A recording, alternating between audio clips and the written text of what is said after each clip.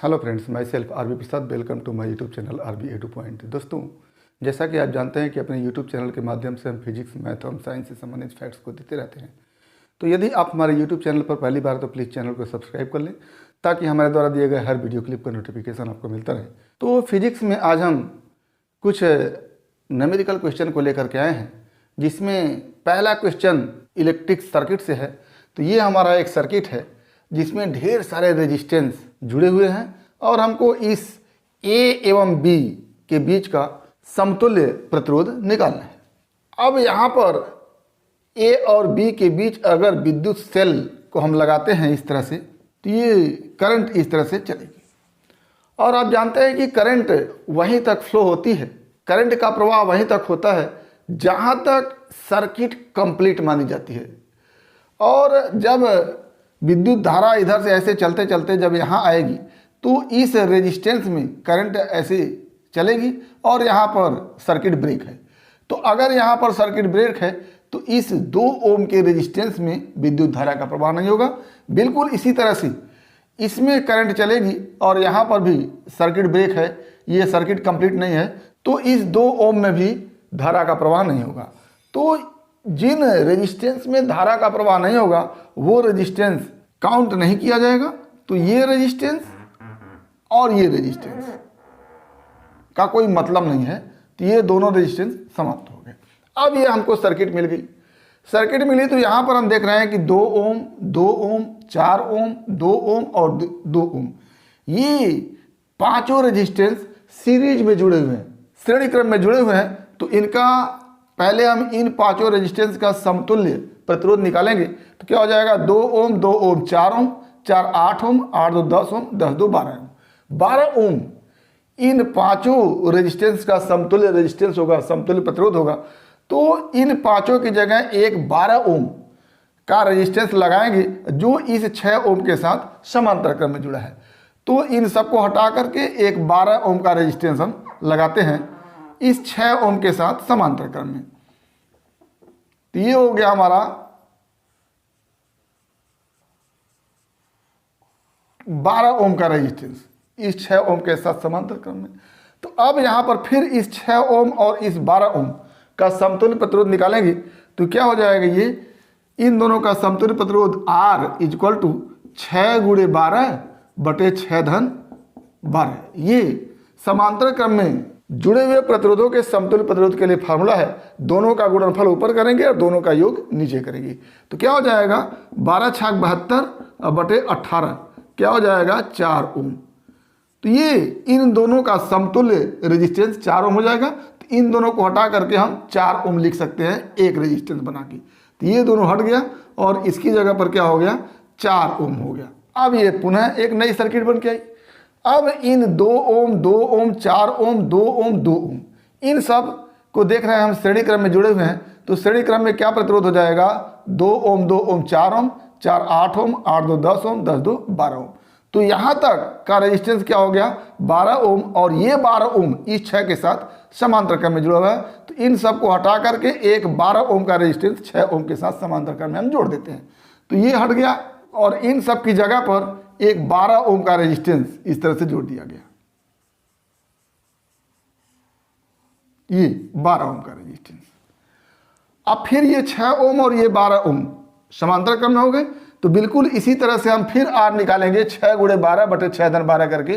तो फिर ये 4 ओम आ जाएगा। यानी इन दोनों प्रतिरोध का समतुल्य प्रतिरोध 4 ओम होगा। यानी इन दोनों के स्थान पर हम 4 ओम का एक अलग रेजिस्टेंस जोड़ सकते हैं। तो इन दोनों को हटाते हैं, अब इन दोनों की जगह एक रेजिस्टेंस 4 ओम का हम जोड़ देते हैं। तो ये 4 ओम हो गया। अब फिर ये 2 ओम, 4 ओम और 2 ओम क्या हो गए, श्रेणी क्रम में हो गए।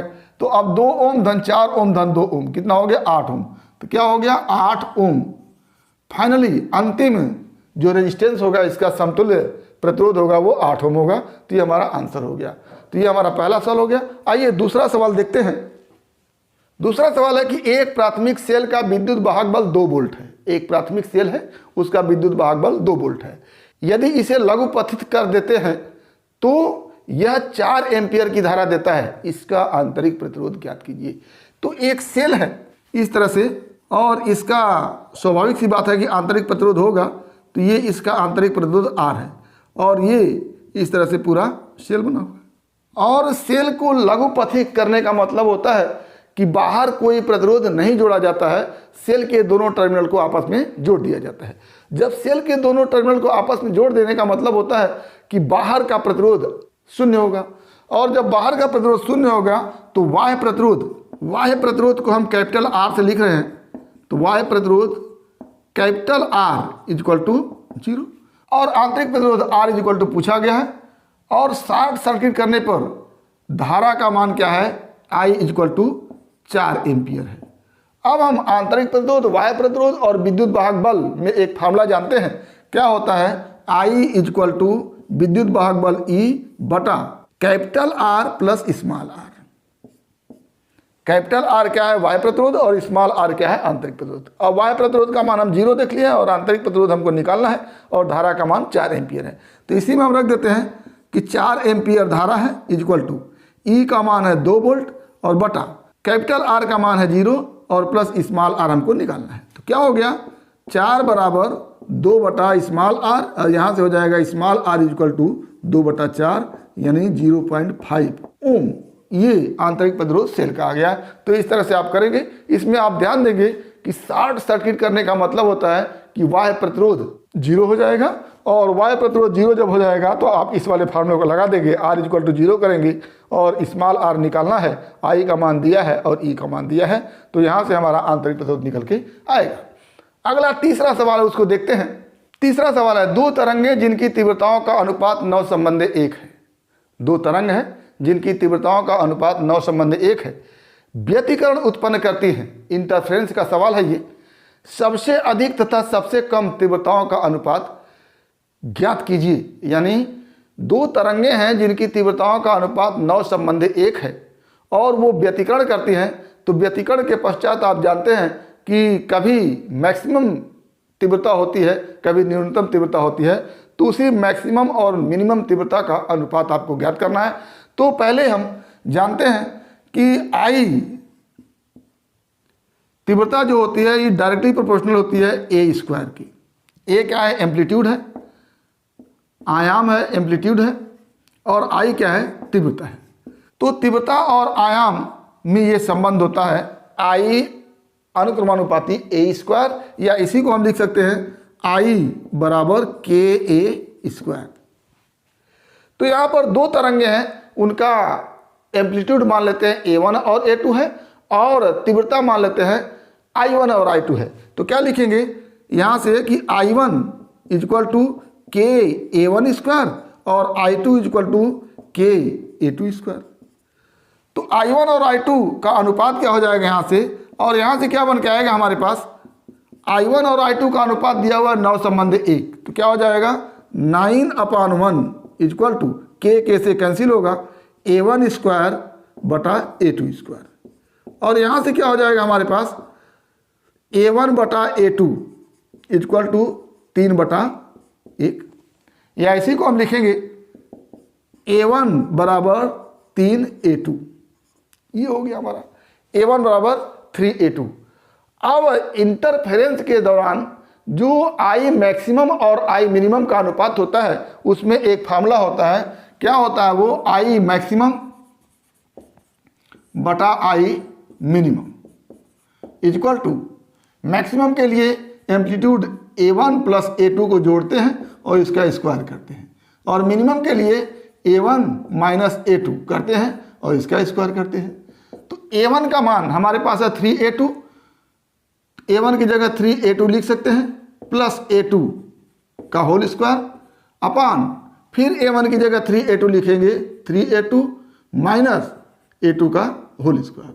अब यहाँ से क्या हो जाएगा हमारे पास I मैक्सिमम बटा I minimum equal to 4a2 का होल स्क्वायर अपान 2a2 का होल स्क्वायर, और यहाँ से क्या हो जाएगा 16a2 स्क्वायर बटा 4a2 स्क्वायर। ये क्या हो गया, a2 स्क्वायर a2 स्क्वायर से कटेगा, 16/4 होगा, और ये हो जाएगा 4/1।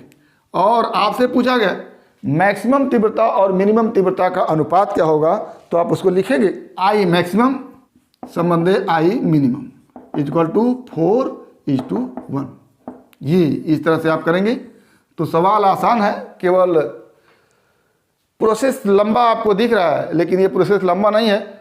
दो तरंगें हैं जिनकी तीव्रताओं का अनुपात 9 संबंध 1 है, तो इसको आप सीधे I1 संबंधे I2 इक्वल टू 9 संबंधे 1 है, तो इसका मतलब हो गया A1 संबंधे A2 इक्वल टू 3 संबंधे 1 हो गया। और I मैक्सिमम बटे I मिनिमम जब करेंगे तो 3 + 1 को जोड़ेंगे और उसका स्क्वायर करेंगे और फिर उसके बाद 3 में से 1 को घटाएंगे, उसका स्क्वायर करेंगे, तो ये क्या हो जाएगा 16 और ये क्या हो जाएगा 4 या 4/1। तो इस तरह से आसानी से कम समय में कर सकते हैं और जो लंबा प्रोसेस था उसको हमने बताया।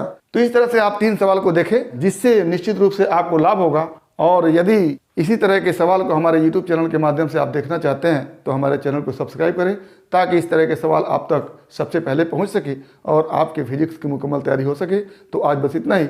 इसी तरह के सवाल के साथ अगले वीडियो क्लिप में आपसे फिर मिलेंगे। तो एक बार फिर आपके भविष्य के लिए बेस्ट ऑफ लक। धन्यवाद।